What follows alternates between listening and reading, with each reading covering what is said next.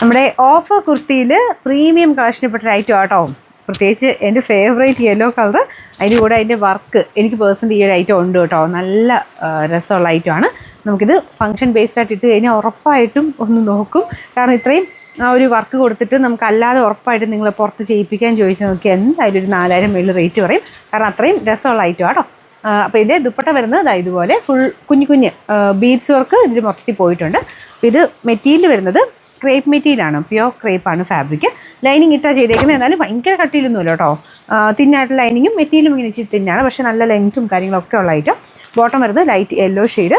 അപ്പോൾ ഇതിൻ്റെ number B206, 3350 നമുക്ക് ഓഫർ പ്രൈസ് 2500 ഉള്ളൂ, 2500.